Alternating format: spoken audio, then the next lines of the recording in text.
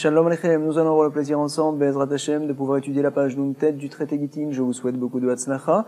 Il est bon qu'on se rappelle à la page Nun He, au verso de la page, nous avions vu une Mishnah qui nous avait rapporté le digne du Sikrikon, à savoir, lorsqu'on est en état de guerre, que les Goïms viennent à attaquer les Juifs, et que donc le Juif vient à sauver sa vie finalement, en délaissant sa terre au ce goï-là, à l'assassin, ce qu'on appelle le Sikrikon. Alors on dit que puisqu'on est en guerre, alors le Juif a abandonné la terre complètement, ça y est, elle est entre les mains du Sikrikon, je l'oublie cette terre-là. Par la suite, si jamais Shimon vient acheter la terre au Sikrikon, on considérera en effet que la terre appartient désormais à Shimon, simplement il se devra de donner un quart de la valeur de la terre, donc à l'ancien propriétaire Réhouven. Pourquoi? Parce que le Sikrikon, du fait que la terre a été auparavant volée, alors il l'a vendue avec réduction. Finalement, ce que tu as gagné toi Shimon, tu te dois de le rendre à Réhouven. Voici le digne du Sikrikon. Si jamais l'ancien propriétaire a également de l'argent pour pouvoir éventuellement racheter la terre du Sikrikon, alors on lui donnera priorité, c'est vrai. Et donc on dira justement à Shimon, tu sais, tu ne peux pas acheter la terre tout de suite. Pourquoi? Parce que Réhouven, l'ancien propriétaire, a priorité sur toi. Nous avait rapporté Rabbi là-bas dans la Mishnah, comme quoi ce din-là est shayar donc pendant la première année. Si par contre, après un an que le Sikrikon ait pris la terre, toujours Réhouven ne l'a pas racheté, même s'il avait de l'argent sur lui, alors il n'aura pas indéfiniment le srout de pouvoir l'acheter en premier. Non, Béhémet, on dira que la première personne, quiconque qui viendra et qui prendra la terre lui appartiendra. Il est bon que l'on relise ensemble à la page Nunhe, au verso de la page, ce dernier mot de Rabbi qu'il nous avait dit là-bas dans la Mishnah. On le lit ensemble. C'était donc dans la Mishnah, et finalement, il a été enseigné comme quoi Rabbi Oshiv Beddin, il a fait donc s'asseoir un Beddin, Venimnu, et ils ont décidé, Sheim Sha'ata Bifne Sikrikon Shnaim Eser Chodesh, si jamais la terre est restée entre les mains de cet assassin-là, de ce goy-là, pendant 12 mois, sans que Réhouven, l'ancien propriétaire, ne vienne à racheter la terre, même s'il avait de l'argent, alors on dira, tu sais, Shimon, n'importe qui vient et qui devance, qui rachète la terre, il a le droit de pouvoir l'acheter. En effet, l'ancien propriétaire, désormais, n'a pas de priorité. Donc, Kol HaKodem Likar Zacha. Aval Noten, les Baalim Revia. Bien sûr, il se doit de donner Shimon un quart de la valeur de la terre à Réhouven. Voici ce que l'on avait vu. Et donc, la Gemara va nous rapporter maintenant. Nous sommes à la dernière ligne, à la page Nuntret, au verso de la page. Amar Rav, Anna Havei Beminyana Debe Rebi. Vient dire Rav, j'étais dans le Beddin de Rabbi. En effet, Rav, c'est l'un des premiers Amoraïm, et il se considère même des fois comme un Tana au sujet du fait qu'il se permet d'être Cholek, d'aller à l'encontre d'autres Tanaïm. Alors lui, Rav, il a dit comme quoi il était parmi le Beddin qu'avait formé Rabbi. Rabbi, en effet, c'était parmi les derniers Tanaïm, c'est lui qui a écrit les Mishnayot, on le sait. Alors il était là-bas, parmi ce grand Beddin-là. Rav était, nous rapporte Rashi, on va dire, d'un niveau moyen, à savoir qu'il était entre les grands Tanaïm, et donc les personnes plus petites là-bas qui étaient assis dans le Beddin. Il faisait partie donc des gens moyens. Alors il nous dit tout de suite Rav, Amar Rav, Anna Avei Beminyana Debe Rabbi. Alors je faisais partie du minyan du Beddin qui a été Moshiv Rabbi. Uminai Didi Manu Berisha, et c'est à moi qu'ils ont demandé en premier, qu'est-ce que je pense de venir fixer cette loi-là, que après 12 mois, alors on dit Kol HaKodem Likar Zacha, comme on a vu dans la Mishnah. C'est ce que l'on rapporte, Uminai, et à moi Didi, Minai Didi, Manu Berisha, ils ont demandé au départ, Berisha, qu'est-ce que je pense à ce sujet-là. Ah, nous dit la Gemara, je ne comprends pas. Vea Anantnan, nous avons une Mishnah dans le traité Sanhedrin qui fait une différence entre les dînes et mamonotes, les questions d'argent, et les dînes et les fachot, et les questions de vie ou de mort. Quand quelqu'un, donc, on va l'attaquer en justice pour savoir est-ce qu'il doit être chayav mita. Par exemple, il a transgressé le Shabbat. Par exemple, il a fait de la avodah zara, il a eu une relation interdite. Alors voici, a dit la Torah, comme quoi, Veitzilo Aeda, on se doit de faire au maximum pour pouvoir le sauver, à tel point qu'il y a une Mishnah également dans le traité Makot qui dit un Beddin qui tue tous les 7 ans, d'autres disent tous les 70 ans, est considéré comme un Beddin assassin. On doit essayer toujours de chercher à ce que la personne, donc on puisse lui éviter le chiyuv mita. Voici par exemple qu'il est rapporté qu'au sujet des dîners nefashot, alors on commence tout d'abord à demander que pensent les gens simples, on va dire, qui se trouvent dans le Beddin, toujours. Pourquoi? Parce que si jamais on fait commencer par les plus grands du Beddin, alors les autres par la suite n'oseront pas aller à l'encontre. Et même s'ils avaient entre leurs mains des arguments, on va dire, pour pouvoir protéger, pour pouvoir défendre l'accusé, ils n'oseront pas le dire. C'est la raison pour laquelle on dit que eux, ils passent d'abord pour pouvoir sortir les arguments, on va dire positifs, pour pouvoir sauver la personne. Et donc, comme ça, on fera au maximum pour pouvoir la sauver. Ce din-là, bien sûr, il n'est pas chayar dans les dîmes amonotes, en question d'argent. Au sujet des dîmes amonotes, également de tout ce qui est pur, impur, ta'arot, alors là, on commence par le plus grand. Vea nantnan, dîmes amonot, vea ta'arot. Veatum hot, voici que ces trois dynimes-là, on commence par le plus grand. À lui, on demande en premier qu'est-ce qu'il pense de ce dîme-là. Matrinlin min agadol.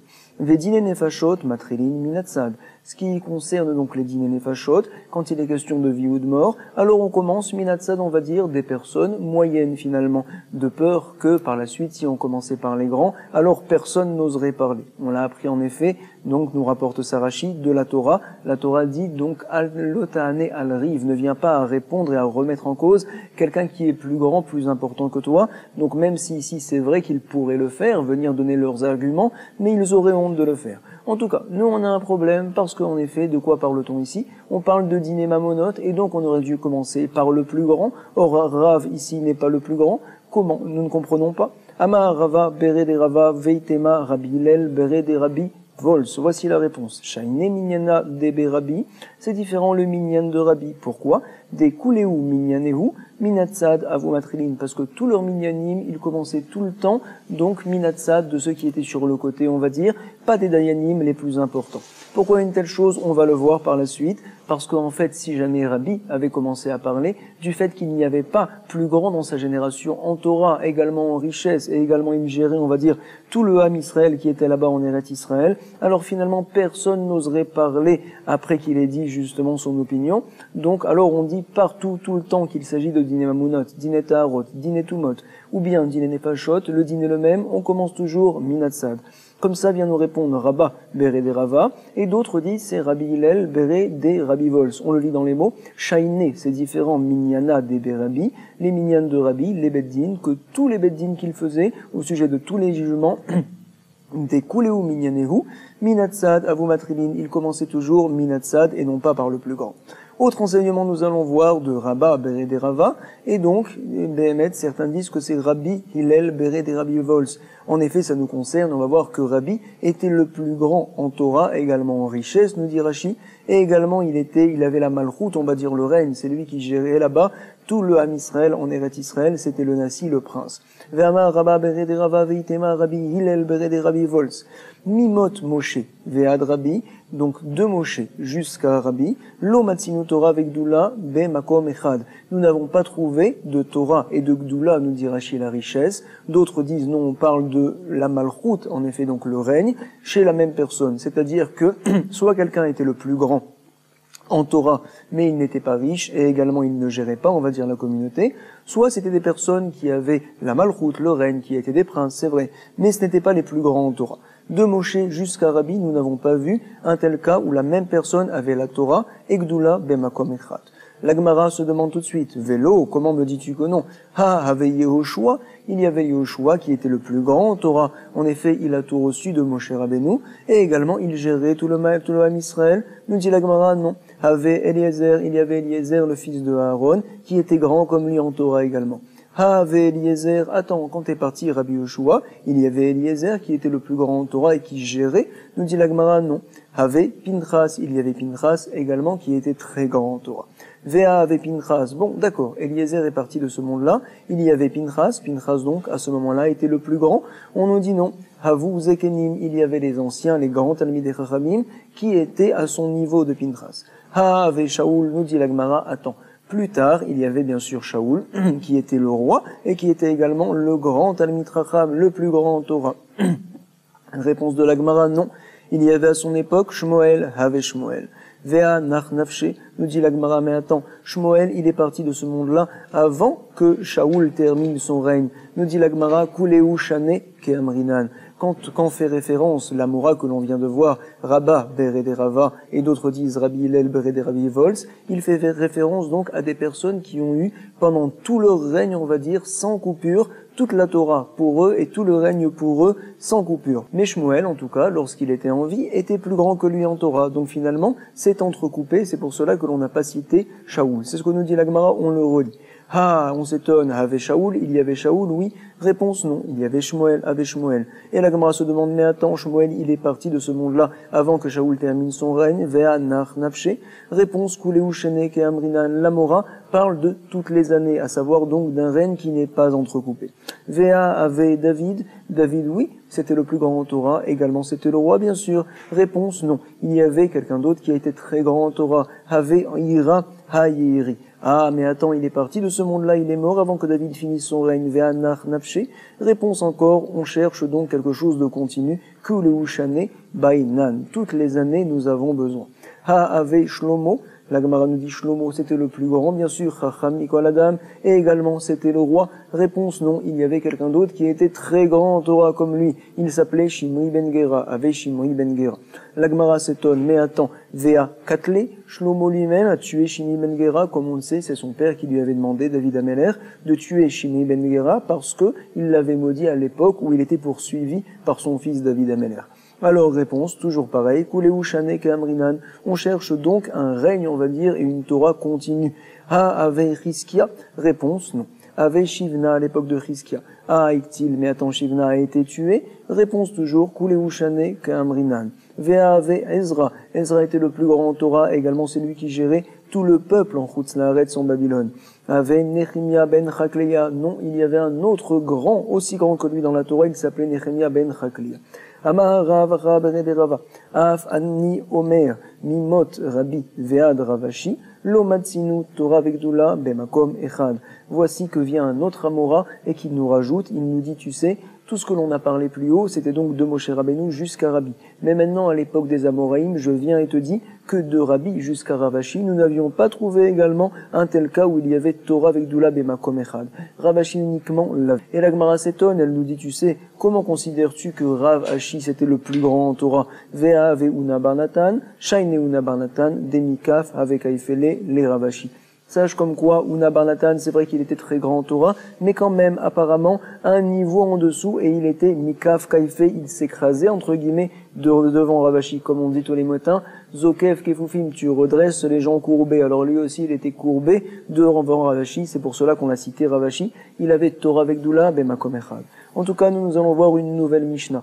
On sait comme quoi, Cheresh Soteve Katan, quelqu'un qui est sourd-muet, également Choté, un fou, ou bien un Katan, un petit enfant, Minatora, leurs kinyanim ne sont pas des kinyanim, leurs ventes, leurs achats également, ne sont pas des ventes et des achats. Nous allons voir qu'il y a une takana des chachamim, comme quoi ils peuvent acheter, ils peuvent vendre, ils peuvent également se marier, on le verra par la suite. On nous dit ici, Cheresh, Romez, Venirmaz. Alors, un Cheresh peut faire des allusions, il peut également recevoir certaines allusions d'autres et montrer est-ce qu'il est d'accord aux allusions qu'on lui a fait. Et donc, grâce à cela, on va voir tout de suite comme quoi, Behemet, il peut vendre ou acheter des biens mobiliers. Ou Ben Betera Omer, Kofetz ve Nikvatz, dit Ben Betera, comme ça nous explique Rashi que même s'il fait moins que des signes, on va dire avec les mains, il les fait juste avec la bouche, il bouge un peu ses lèvres pour montrer son mécontentement, ou bien pour montrer son accord, c'est suffisant également pour pouvoir vendre et acheter des biens mobiliers, Bemetal Telin. Comme ça donc nous rapporte Ben Betera Omer, Kofetz ve Nikvatz.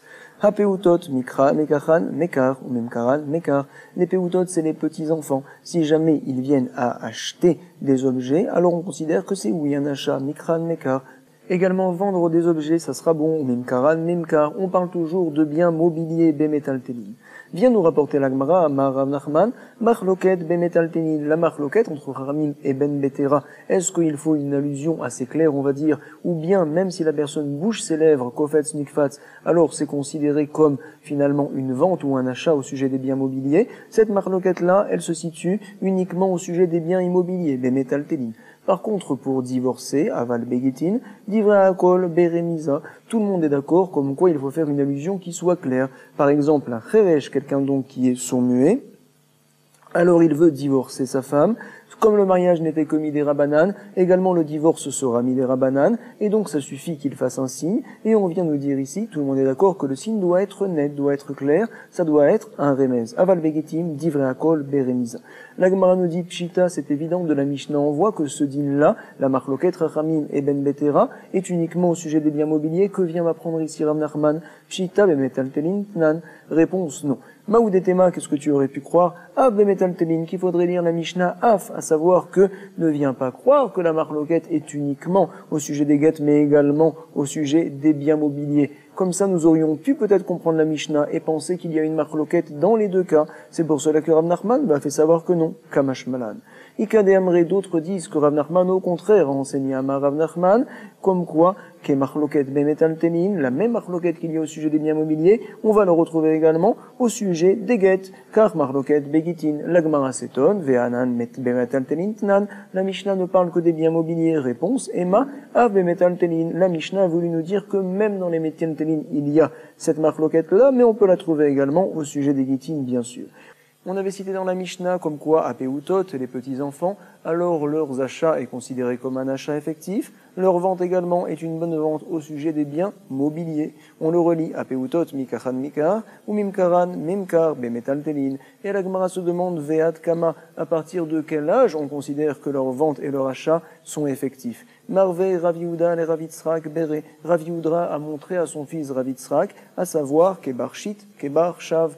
Donc, si jamais l'enfant a 6 ans ou bien il a 7 ans, c'est suffisant. Rav Kana Amar, un autre chiffre. Kebar Shav, Kebar Tamne. Shav, ça veut dire 7 en araméen. Tamne, ça veut dire shmoné. On remplace le taf par un shin en hébreu. Et donc, finalement, 7 ans ou bien 8 ans. Ils ne sont pas d'accord, comme ça pourrait-on penser. Les matni tatata, nous allons voir un troisième enseignement d'une braïta. On l'a pris, comme quoi il faut qu'il ait 9 ans ou 10 ans uniquement. Kebar Tesha.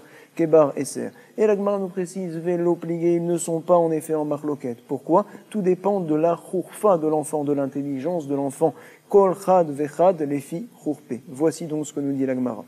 Pourquoi les Chachamim ont fait une takana, comme quoi Midé Rabanan, leurs ventes et leurs achats pourront marcher? Je ne comprends pas. Minatora, ça ne marche pas. Quelle est la raison des Chachamim? Veta Amamai. Réponse. Ama Rabbi Abba, Bar Yaakov, au nom de Rabbi Yochanan.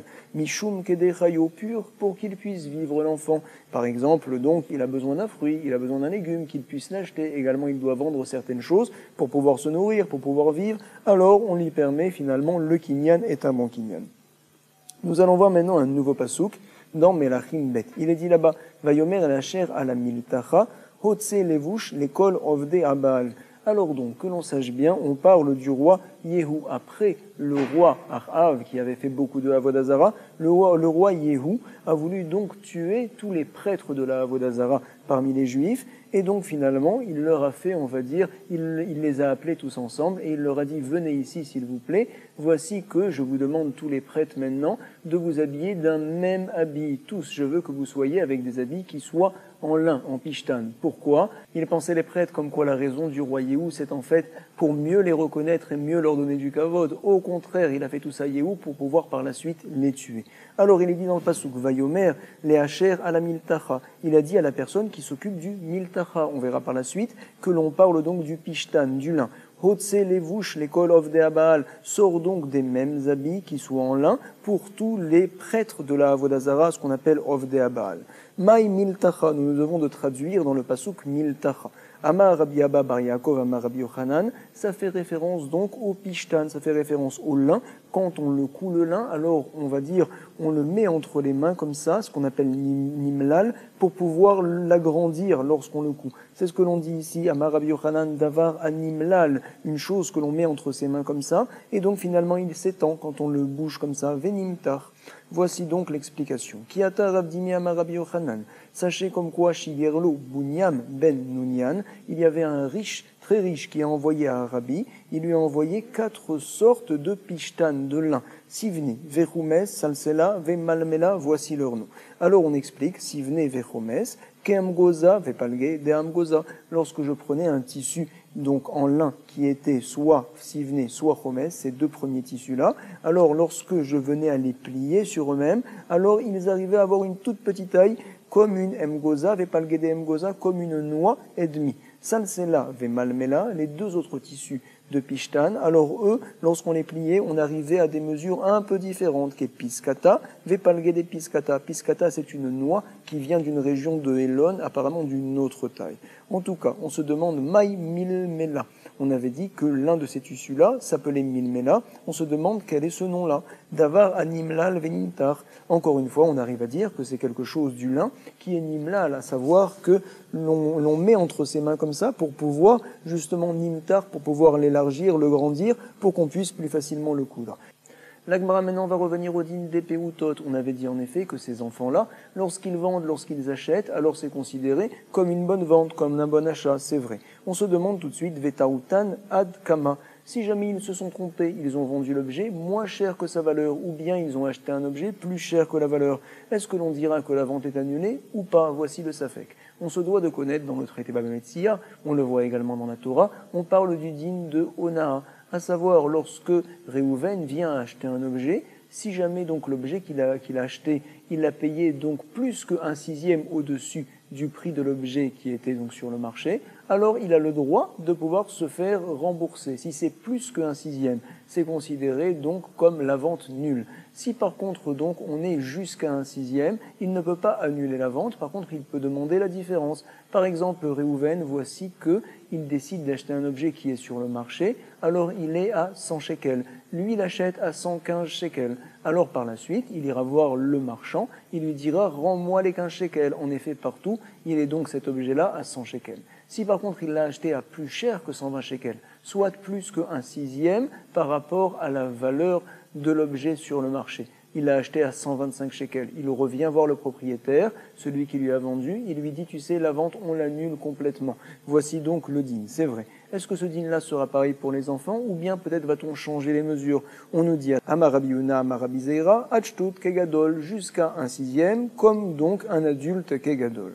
Nous allons voir une nouvelle question, nous dit la Gemara, Baye Abaye, Matanato, Mai, quel serait le din au sujet d'un cadeau? On parle donc du petit enfant qui décide de faire un cadeau à quelqu'un. Est-ce que le cadeau est un vrai cadeau, ça appartient désormais à l'autre personne, ou bien peut-être que non?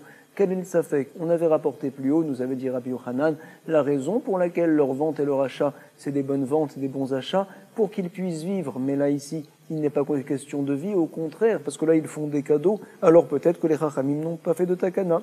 Voici la question de Abaye. Rav Yeimar Amar, En matanato matana. Ce n'est pas du tout considéré comme un cadeau, le petit enfant peut changer d'avis, ça n'appartient pas à celui qui l'a reçu. Mar bar Ravashi Amar, matanato matana.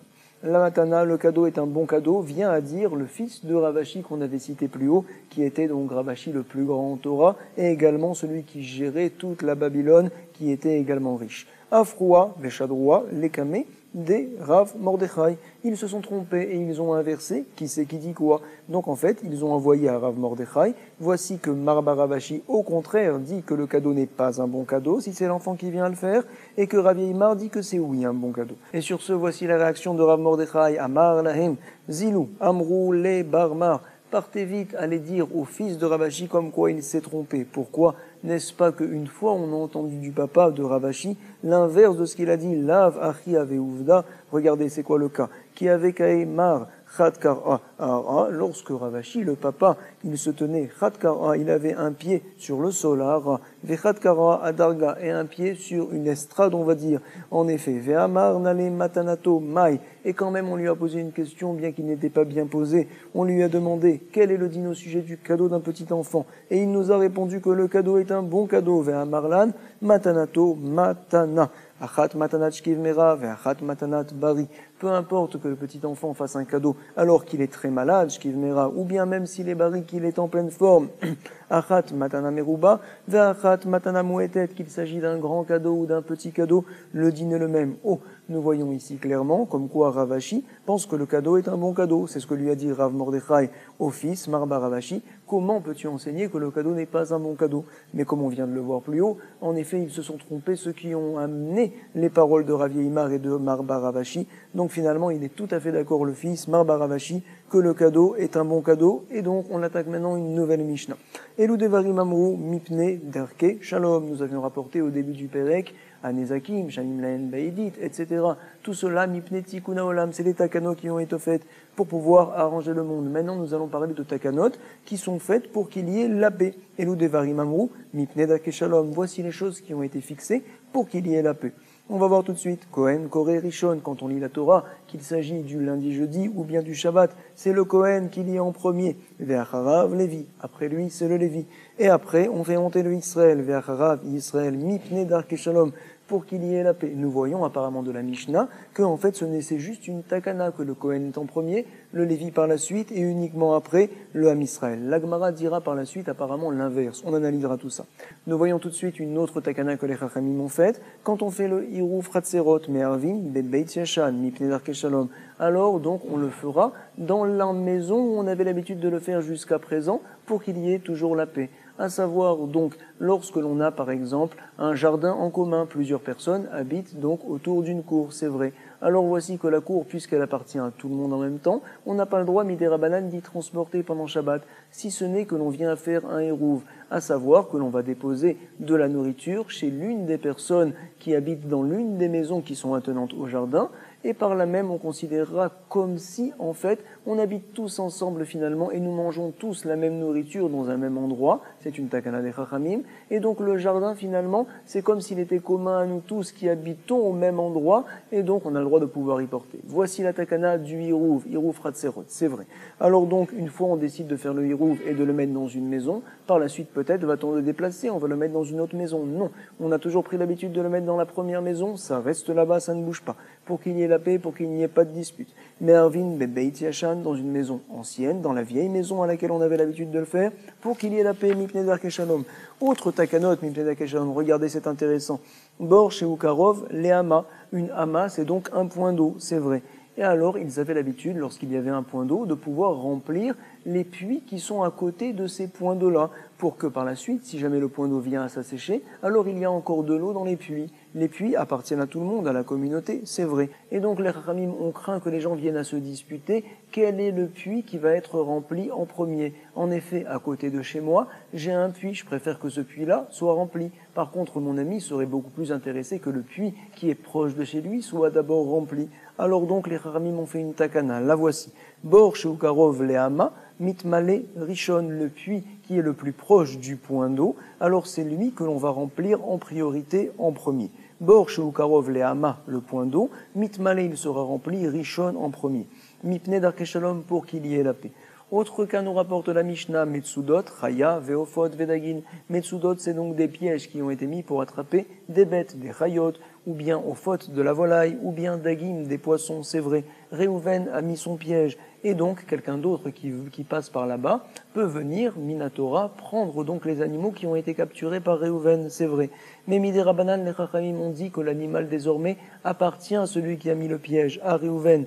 Yesh Baen Mishum Gezel, Mipnei Darkei Shalom. Celui qui prend ces bêtes-là, c'est considéré comme du vol. Rabbi Yossi rajoute, il nous dit, Rabbi Yossi Omer, Gezel Gamour, c'est un vrai vol complet. On verra par la suite, leur marloquette est de savoir, est-ce que Réhouven peut venir réclamer devant le Beddin, devant les tribunaux, qu'on lui rende ces bêtes-là qu'il avait prises au piège auparavant ou pas. Pensera Rabbi Yossi, oui, c'est un vrai vol à ce sujet-là, Midera Banan. Chachamim disent que non, tout simplement, on n'a pas le droit de le faire, mais celui qui l'a pris, ça lui appartient en effet. Réhouven ne pourra venir devant le Beddin en aucun cas pour réclamer les animaux qu'il avait pris au piège auparavant.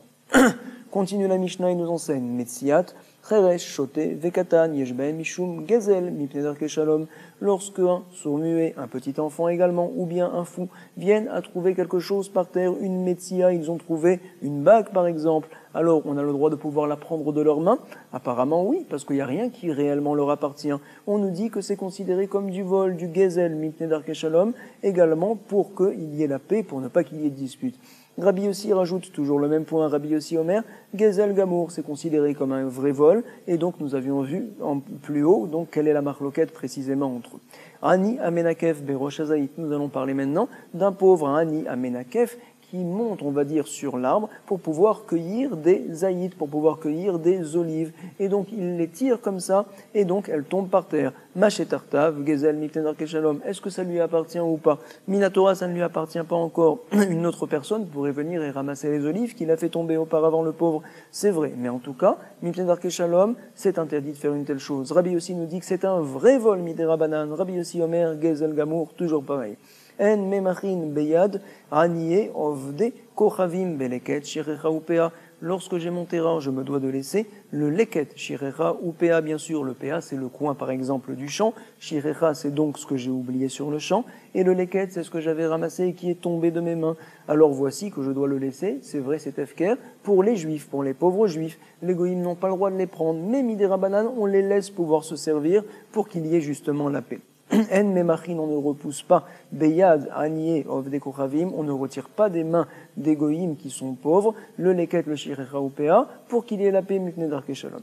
La Gemara va analyser tout de suite le début de la Mishnah, qui nous avait dit en effet qu'il y a un ordre, tout d'abord le Kohen, ensuite le Lévi, ensuite les Israël lisent la Torah. Mina anemile, d'où sait-on qu'il y a un tel ordre? Et également, on va devoir analyser d'où sait-on que le Kohen a la Ma'ala, on va dire, du Lévi, et également une Ma'ala en plus, c'est-à-dire donc la Ma'ala de Keuna. Mina anemile amar Rav Matna de Amarkra, vayirtov Moshe et Torah azot, vayitna el Kohanim ben Lévi. On sait que Moshe au départ avait écrit la Torah, il l'a donnée tout d'abord aux Kohanim, c'est vrai, et par la suite le Ham Israël s'est plaint, on veut qu'elle soit à nous également. Elle a été donnée, la Torah, à tout le monde, c'est vrai. En tout cas, on rapporte que la Torah a été donnée aux Kohanim qui sont fils de Lévi. On voit que le Kohen a la Ma'ala de Lévi et qu'il a une Ma'ala en plus qui s'appelle Kohen. Il ne perd pas son titre de Lévi.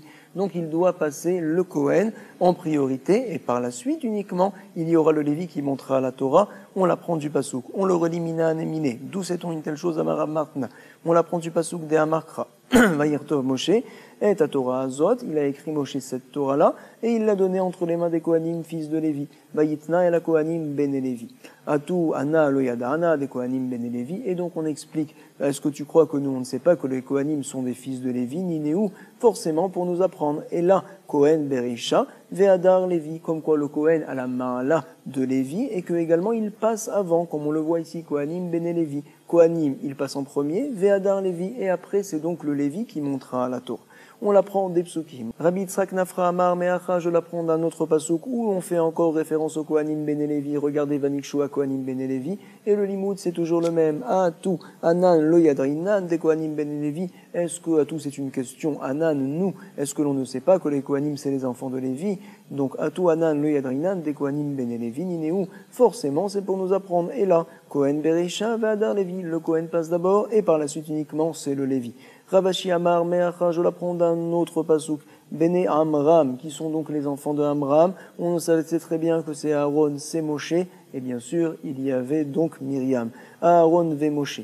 Et Vayavdel, Aaron, le Agdisho, Kodesh, Kodashim, Akadosh Baruch Hu a séparé Aaron, on va dire, de Moshe et de Myriam, pour le sanctifier, Kodesh, Kodashim. On voit que les Kohanim sont plus grands, plus importants que les Lévis.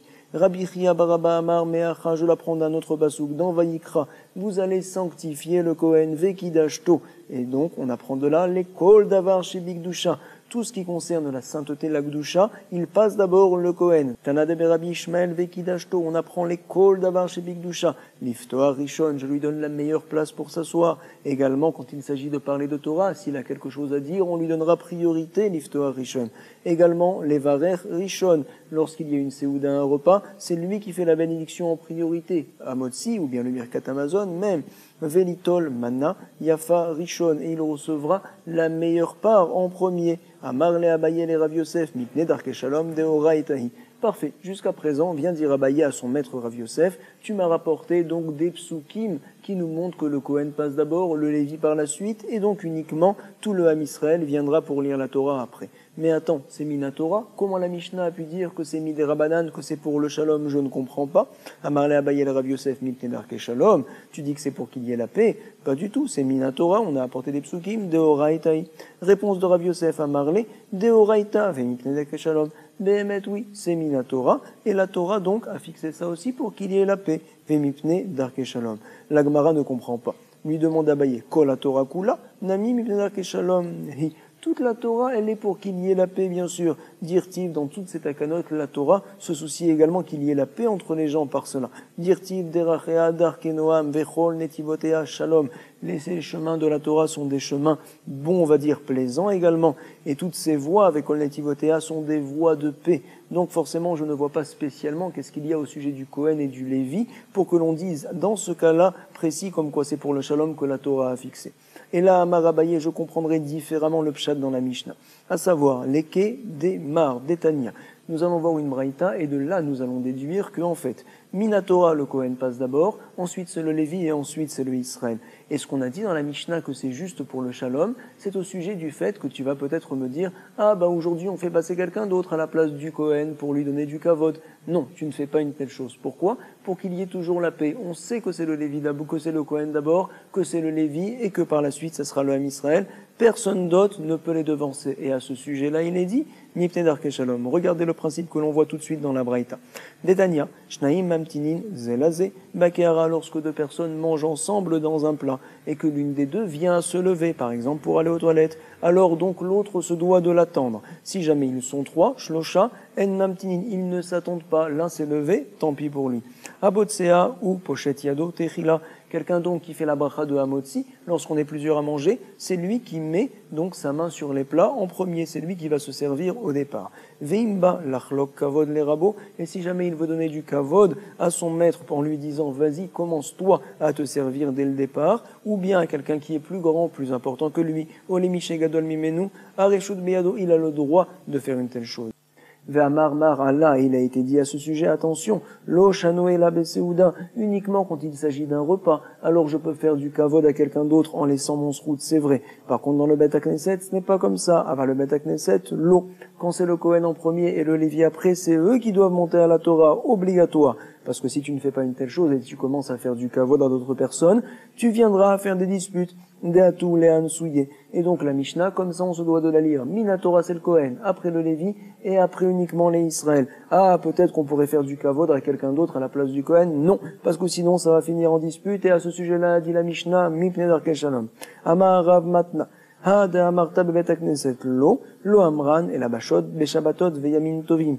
Tout ce qu'on a dit que dans le Bet HaKnesset, on ne fait pas de kavod. C'est uniquement pendant Shabbat ou bien pendant les Yom Tov, parce qu'il y a beaucoup de monde, ça risque de faire des disputes, des shri rabin. Aval, par contre, le lundi, jeudi, c'est bon, on peut se permettre. Aval becheni ou bechamishi, lo. Il n'y a pas de problème de dispute. Et regardez, la Gemara tout de suite va s'étonner. Et ni, comment tu peux dire qu'on ne peut pas faire du kavod? Vea Ravuna, karebe kohane, beshabatot veyamim tovim. On voit que Ravuna, qui n'était pas Kohen, mais c'était un Talmid Chacham, on a voulu lui faire du kavod, et même pendant Shabbat, et même pendant Yom Tov, il montait à la Torah à la place du Kohen. Tu vois que oui, on peut faire du kavod. Réponse de la Gemara, non. C'est spécial Ravuna. Shaine Ravuna. Pourquoi? Deafilu Rabbi Ami ve Rabbi Asi, Kaane Chachive, parce que même les plus grands Kohanim, Rabbi Ami ve Ravasi, d'Eret Israël, Mikaf Havu Kaifele, c'était les plus grands Kohanim et d'Eret Israël, mais quand même, ils se courbaient, on va dire, ils s'inclinaient devant Ravuna. Et donc forcément, si on fait passer Ravuna avant, personne ne risque de se disputer. Tout le monde sait que Ravuna c'est spécial, c'est le plus grand. Amar Abaye, regardez très important, Naktinan, En Sham Kohen, Nifreda, Chavila. Chavila, on va dire que c'est la corde, Nifreda, elle s'est cassée. Si jamais il n'y a pas de Kohen, alors toute la corde vient à se casser. Nous explique Rashi, le Kohen n'est pas là, alors finalement le Lévi également, il perd son tour. Comme ça nous dit Rashi. Deux autres explications, c'est celle de Tosfot. C'est quoi? C'est de dire le Lévi, non, il lit la Torah en deuxième, c'est tout. Mais ne vient pas à penser qu'il prendrait la place du Kohen et qu'il lirait en premier. Non, pas du tout. Il reste à sa place, il lira en deuxième. Il y a également une autre interprétation, celle du Ritva. Il nous dit comme ça, que lorsque le Kohen n'est pas là, ça y est, le Lévi ne peut plus désormais lire la Torah, ni en premier, ni en deuxième. C'est interdit. Pourquoi? Si on le fait lire la Torah en premier, les gens vont se dire, ah, tu vois, il n'est pas Lévi, il est Kohen. S'il lit la Torah en deuxième, les gens vont se dire, ah, bah, tu vois, c'était un Lévi, il a lu en deuxième. Ça veut dire que celui qui a lu avant lui, c'est lui un Kohen. Alors, Behemet, c'est pour cela que le Lévi, ça y est, il perd sa place, ni en premier, ni en deuxième, il peut lire la Torah. En troisième, s'il le voudra, il pourra le faire. Amarabaye Naktinan, nous tenons. En Sham Kohen, il n'y a pas de Kohen, ni Parda Chavila, la corde elle est cassée. Ça y est, donc tout le cycle vient à tomber. Nous avions vu trois explications à cela. Ve'amarabaye, on tient également Naktinan, En Sham Levi, Koré, Kohen. Si jamais il n'y a pas de Lévi, le Kohen va lire à sa place. La Gemara s'étonne. Et ni, comment on peut dire une telle chose? Vea Amar Rabbi Yochanan. Rabbi Yochanan nous a dit comme quoi? Kohen achar Kohen lo yikra. Un Kohen n'a pas le droit de lire après un autre Kohen. Pourquoi? Mishum gamo shen rishon. Parce que les gens vont croire que le premier Kohen qui avait lu a un mgam et n'était pas un bon Kohen. Et il nous enseigne également Rabbi Yochanan. Lévi achar Lévi lo yikra mishum gam shnehem. Un Lévi ne peut pas lire après un autre Lévi, de peur que les gens vont croire que les deux, cette fois, les deux ont des problèmes. Le premier Lévi qui a lu, ou bien le deuxième également. Mishum gam shnehem. Donc on va expliquer par la suite les paroles de Rabbi Yochanan, mais en tout cas, on voit d'ici qu'un Kohen ne peut pas lire après un autre Kohen. Réponse de la Gemara. Kike amrinan, be oto Kohen. Tout ce que l'on avait dit, que nous avait rapporté Abaye, c'est qu'en fait, on parle du même Kohen qui lit deux fois. À ce sujet-là, nous avait dit Abaye que s'il n'y a pas de Lévi, alors le Kohen lit à sa place. C'est le même Kohen qui monte donc deux fois à la Torah, Beoto Kohen. Et Rabbi Yochanan lui parlait de deux Kohanim différents. C'est impossible qu'un Kohen monte en premier et que pour la deuxième montée, on fasse monter un autre Kohen. En tout cas, maintenant qu'on a expliqué Abaye, nous allons analyser les paroles de Rabbi Yochanan. On ne comprend pas la différence entre un Lévi après un autre Lévi. Tu m'as dit, c'est quoi le problème? Que les gens vont croire qu'ils ont un bgam, que ce soit le premier Lévi ou le deuxième qui a lu. Maïshna, Lévi achar Lévi, tu as dit que des ikabgam, shnehem, de amre, qu'est-ce que vont dire les gens? Chad mineyu lav Lévi. Forcément, puisque les deux Lévis ont lu l'un après l'autre, ça veut dire que l'un des deux n'est pas réellement un Lévi. C'est le problème que l'on a. Chad mineyu lav Lévi. Mais où? Attends, mais je vais avoir le même problème au sujet du Kohen. Kohen achar Kohen nami. Les gens vont dire, ah ben, il y a un des deux qui n'est pas un Kohen, donc finalement c'est un bgam pour les deux personnes. Pourquoi Rabbi Yochanan nous avait dit que le bgam, il est uniquement pour, justement, pour le premier Kohen qui a lu? C'est ce que l'on demande ici. Kohen achar Kohen nami, Amré, ils vont dire les gens, Chad mineu, l'un d'entre eux, de ces deux Kohen-là, n'est pas un bon Kohen, Lav Kohen hu. Pourquoi Rabbi Yochanan a dit qu'il y a un gam que pour le premier Kohen? Réponse de la Gemara. Kegon, de Murzaklan, Beaboua, de Aisheni, de Kohen hu. Nous parlons dans un cas où Murzaklan, on sait très bien que le père de celui qui est monté en deuxième, c'était un vrai et bon Kohen. Donc Béhémet, on n'a rien à penser sur lui, on sait qu'il est bon. Tout notre problème, c'est le premier. Peut-être que c'était pas un bon Kohen, c'est pour cela qu'on a fait monter par la suite un autre Kohen. Nous dit la Gemara, au sujet du Lévi, on devrait parler du même cas finalement. Achanami, des Murzaklan, Beaboua, des Haï, des Sheni, des Lévi, ou finalement, Rabbi Yochanan, puisqu'il a comparé le Lévi au Kohen, ça veut dire que l'on parlerait précisément du même cas, et donc ça voudrait dire que le deuxième Lévi, on sait très bien que c'est un vrai et bon Lévi, on connaît son père. Donc en fait, il n'y aurait un bgam que au sujet du premier Lévi. Pourquoi Rabbi Yochanan a dit qu'il y a un bgam au sujet des deux personnes, le premier comme le deuxième? Je ne comprends pas. La Gemara va nous dire que non, au sujet des deux Lévis qui ont lu l'un après l'autre, c'est quand même un bgam au sujet du premier et du deuxième. Les gens vont parler sur les deux. Pourquoi? Bien que le deuxième, je sais que le papa, il était un bon Lévi, un bon cachère, c'est vrai, mais tu sais, apparemment, son enfant, il a fait des bêtises. Peut-être qu'il s'est marié avec une fille interdite, une mamzeren ou une netina. C'est pour cela, en fait, qu'il est devenu un Israël tout à fait commun. Il a perdu son titre de Lévi et qu'on l'a fait monter après un Lévi. Donc je comprends tout à fait comme quoi, finalement, il y a un bgam sur le premier et sur le deuxième Lévi qui sont montés. C'est ce que nous dit la Gemara ici. Donc on le lit. Et là, Amré, les gens vont dire, Mamzeret, au Netina, Nassiv, il s'est marié avec une Mamzeret ou une Netina qui ne sont pas cachères, et donc il s'est rendu pasoul, il a perdu son titre de Lévi. Vepasle les arrêts.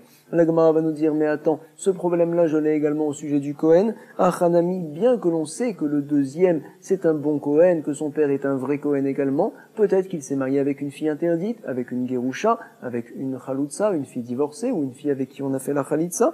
Donc, Achanami, Amre Gerusha, O Chaloutsa, Nassiv, et donc finalement, toute sa génération, toute son zéra, n'est plus désormais Kohen, Ve'achle, les arrêts. Et donc finalement, on devrait avoir un rachash au sujet du premier Kohen et du deuxième Kohen. La raison pour laquelle deux Kohen ne pourraient pas lire l'un après l'autre, ce ne serait pas seulement à cause du fait que les gens vont parler sur le premier, c'est parce qu'ils risquent également de parler sur le deuxième. Donc je ne comprends pas. Réponse de la Gemara, non. Voici comment nous allons comprendre les paroles de Rabbi Yochanan, sauf Lévi, Mikave. Si jamais il y a le Kohen qui a lu après un autre Kohen, c'est-à-dire que le premier a lu à la première place, le deuxième a lu à la deuxième place, quoi qu'il arrive, les gens ne vont pas parler sur le deuxième. Pourquoi? On parle donc d'un cas où son père c'était un bon Kohen. Tu penses comme quoi il s'est marié avec une fille interdite, une Gerusha par exemple ou une Chaloutsa, alors pourquoi on l'a fait monter en numéro 2? Ce n'est pas un Lévi non plus, il devrait lire en numéro 3. Forcément ça veut dire qu'il est bon. Puisqu'il est bon, tout le problème que l'on peut avoir, c'est sur le premier Kohen qu'on ne connaît pas autant, c'est sûr. Par contre, au sujet de Lévi, là, je vais te dire comme quoi le deuxième Lévi qui a lu après le premier, il a lu en 3e position. Et donc, on peut très bien dire qu'il a perdu tout son titre de Lévi finalement, qu'il est devenu un Israël commun du fait qu'il s'est marié avec une fille interdite. Et donc, finalement, il y a un problème de bgam pour les deux, pour le premier et pour le deuxième Lévi. Grâce à cela, on a compris les paroles de Rabbi Yochanan. On le lit tout de suite, nous dit la Gemara, sauf Lévi, Mika, Ve ou Leman. Il est Yoshvin ha-ka chazele. La Gemara maintenant va se poser une nouvelle question.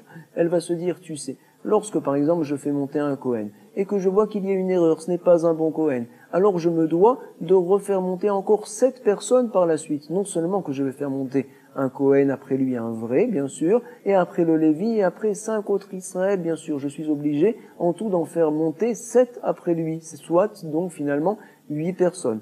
Donc en fait, lorsque on vient faire monter le premier Kohen, et même si on faisait monter un deuxième Kohen à sa place, quand il n'y a pas de Lévi par exemple, et que donc par la suite on fera monter 5 autres personnes, les gens vont voir, puisqu'en tout et pour tout on a fait monter 5 personnes, ça veut donc dire que en fait le premier Kohen était un bon Kohen, que le deuxième aussi également était un bon Kohen, donc finalement il n'y a pas de problème, ou les man, donc on a peur de quelle gamme on va dire, que les gens viennent à parler, qui sont les gens qui vont parler? Peut-être ceux qui sont assis jusqu'à la fin de la lecture de la Torah, il est Yoshvim, ha-ka-chazele, mais il voit très bien comme quoi par la suite nous n'avons fait monter que 5 autres personnes, et donc finalement, puisqu'on en a fait 7 en tout et pour tout et pas plus, ça veut dire qu'ils étaient très bien ces personnes-là qui ont lu la Torah. Forcément, on craint les gens qui viennent à sortir avant la fin. Et là, les yotzin, comme ça donc nous dit la Gemara. J'espère également que vous n'allez pas sortir avant la fin de l'étude du Daf Yomi, comme quoi vous pourrez, Bezrat Hashem, faire une bonne révision, reprendre donc toute la page. On a parlé de points très importants.